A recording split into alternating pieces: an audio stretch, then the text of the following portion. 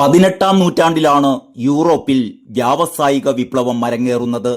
സാമ്രാജ്യശക്തികളെ പാലൂട്ടി വളർത്തിയ ഈ വ്യവസായ വിപ്ലവത്തിലൂടെ ഒട്ടുമിക്ക രാജ്യങ്ങളിലും മുതലാളി തൊഴിലാളി വിഭാഗങ്ങൾ തമ്മിലുള്ള അന്തരം അനുദിനം വർദ്ധിക്കുന്നതാണ് പിന്നീട് ലോകം കണ്ടത്. യൂറോപ്പിലും വടക്കൻ അമേരിക്കയിലുമൊക്കെ 12 മുതൽ 16 മണിക്കൂർ വരെ ജോലി ചെയ്യേണ്ട അവസ്ഥയിൽ തൊഴിലാളികളുടെ ജീവിതം കൂടുതൽ ദുസ്സഹമായി.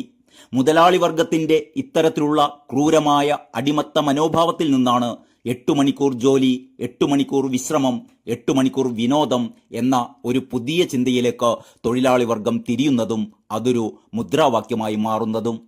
1886 മെയ് 1 ചിക്കാഗോവിൽ നടന്ന തൊഴിലാളികളുടെ കൂറ്റൻ സമ്മേളനം ഈ ആവശ്യത്തിനു വേണ്ടിയുള്ള മുദ്രാവാക്യം ഉയർത്തിയതോടുകൂടി തൊഴിലാളി മുതലാളി സംഘർഷം അതിന്റെ പാരമ്യത്തിലെത്തുകയായിരുന്നു. ചിക്കാഗോവിലെ ഹേമാർക്കറ്റിൽ നടന്ന തൊഴിലാളികളുടെ വൻ പ്രക്ഷോഭത്തെ ഭരണവർഗവും മുതലാളി വർഗവും കൈകോർത്ത് പിടിച്ചുകൊണ്ടാണ് ശക്തമായി നേരിട്ടത്. തുടർന്നുണ്ടായ വെടിവെപ്പിൽ 6 തൊഴിലാളികൾ കൊല്ലപ്പെട്ടതോടെ സമരം കൂടുതൽ ശക്തി പ്രാപിച്ചു. ലോകത്തെമ്പാടുമുള്ള തൊഴിലാളികൾക്ക് സംഘടിക്കാനും അവകാശങ്ങൾക്കു വേണ്ടി പോരാടാനും ഈ ക്രൂര സംഭവം വഴിവെച്ചു. ഐതിഹാസികമായ ആ സമര പോരാട്ടത്തിലൂടെ തൊഴിലാളികൾ തങ്ങളുടെ അവകാശങ്ങൾ നേടിയെടുത്തതോടുകൂടി മെയ് 1 സർവ്വരാജ്യ തൊഴിലാളികളുടെ വിജയദിനമായി മാറി. ചിക്കാഗോ തെരുവീഥികളിൽ പിടഞ്ഞു വീണു മരിച്ച തൊഴിലാളികളുടെ രക്തത്തിൽ മുക്കിയെടുത്ത ചോരച്ചെങ്കൊടി ഓരോ തൊഴിലാളിയുടെയും ഹൃദയ ആവേശമായി ഇന്നും വാനിൽ പാറിപ്പറക്കുന്നു. തൊഴിലാളി വർഗത്തിന്റെ ഈ അത്ഭുത വിജയഗാഥയായിരുന്നു പിന്നീട് സോവിയറ്റ് റഷ്യയിലും ചൈനയിലുമൊക്കെ സോഷ്യലിസ്റ്റ് ചിന്താ സരണികൾക്ക് തിരികൊളുത്തിയത്. സർവ്വരാജ്യ തൊഴിലാളികളെ സംഘടിക്കുവിൻ, സംഘടിച്ച് ശക്തരാകുവിൻ തുടങ്ങിയ ലെനിന്റെ പ്രശസ്ത മുദ്രാവാക്യങ്ങൾ പിന്നീട് ലോകം ഏറ്റുവാങ്ങി നെഞ്ചിലേറ്റിയതെല്ലാം ഇന്നലെകളുടെ ചരിത്രം. ചരിത്രത്തിന്റെ ഈ കുളമ്പടിപ്പാടുകൾ ഒരു ചലച്ചിത്ര ഗാനത്തിലൂടെ മലയാളത്തിൽ അവതരിപ്പിക്കപ്പെട്ടിട്ടുണ്ട്. ആലപ്പുഴയിലെ തൊഴിലാളി നേതാവായ ചെല്ലപ്പന്റെ കഥ പറഞ്ഞ തകഴിയുടെ അനുഭവങ്ങൾ പാളിച്ചകൾ എന്ന ചിത്രത്തിന്റെ ശീർഷക ഗാനമായാണ് ആ ചരിത്രം ഒരു ഗാനത്തിലൂടെ തിയേറ്ററുകളിൽ ആവേശം വിതറിയത്.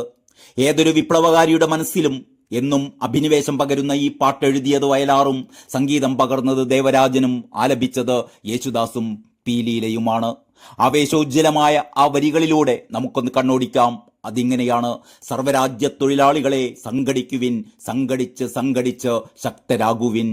കാലത്തിന്റെ മുഖാകൃതി മാറ്റിയ ഈ കഴിഞ്ഞ നൂറ്റാണ്ടിൽ മനുഷ്യമോചന രണഭൂമിയിൽ നിന്നുയർന്നതാണീ ശബ്ദം, മനുഷ്യമോചന രണഭൂമിയിൽ നിന്ന് ഉയർന്നതാണീ ശബ്ദം. ലെനിന്റെ ശബ്ദം, ലെനിന്റെ ശബ്ദം, ലെനിന്റെ ശബ്ദം. വോൾഗാ നദിയുടെ തരംഗമാലകൾ ഇതേറ്റുപാടുന്നു, വോൾഗാനദിയുടെ തരംഗമാലകൾ ഇതേറ്റുപാടുന്നു.